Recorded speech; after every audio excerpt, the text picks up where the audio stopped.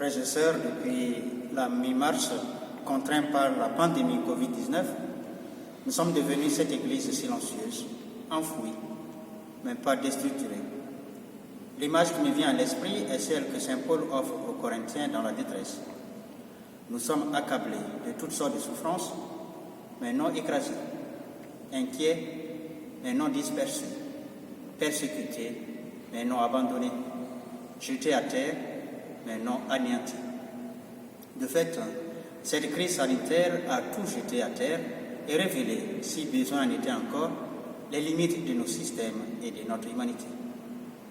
Les cloches de nos églises ne retentissent plus pour les assemblées eucharistiques ou des dévotions communautaires, mais de nouvelles initiatives pastorales adaptées nous permettent chaque jour de garder et de nourrir nos liens invisibles de communion spirituelle autour de la prière et de la méditation de la parole de Dieu en famille, qui sont plus que jamais lumière et sagesse en ces temps de crise sanitaire profonde.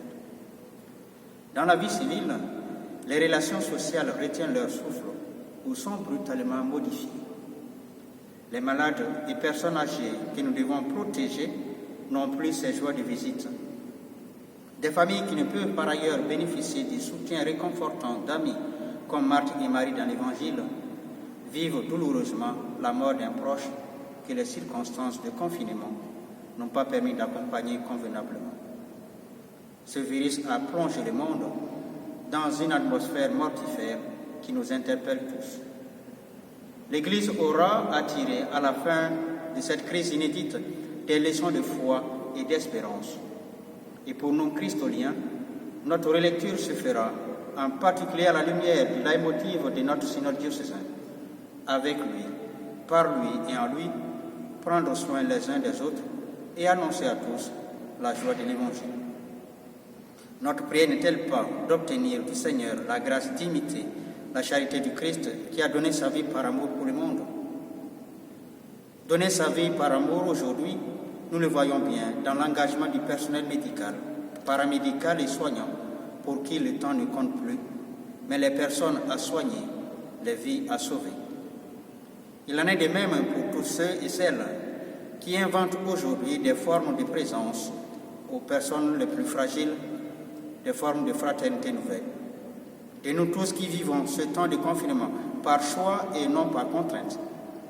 Rester à la maison ou pratiquer les gestes barrières, c'est imiter la charité du Christ qui a passé sa vie à faire le bien. Jusqu'à la victoire, nous devons persévérer. L'Évangile nous parle de la résurrection de Lazare par Jésus, ce qui a redonné de l'espoir à Marthe et Marie qui avaient du mal à vivre leur deuil. Ce retour de Lazare à la vie manifeste la puissance de Dieu sur la mort et nous ouvre un avenir meilleur avec Dieu lui-même. Lazare, c'est l'humanité dans ses limites profondes, mais non pas oubliée par Dieu. Lazare, c'est chacun de nous appelé à revivre dans ce contexte particulier, à tenir dans l'espérance par l'Esprit du Dieu vivant qui est en nous, promesse et gage de notre résurrection, de vie nouvelle à la suite du Christ. C'est cet esprit qui nous permet d'entendre et d'accueillir en ce contexte critique la promesse que Dieu faisait à son peuple par le prophète Ézéchiel. Je vais ouvrir vos tombeaux et je vous en ferai sortir, ô mon peuple. Je mettrai en vous mon esprit et vous vivrez. Vous saurez que je suis le Seigneur. Je l'ai dit et je le ferai.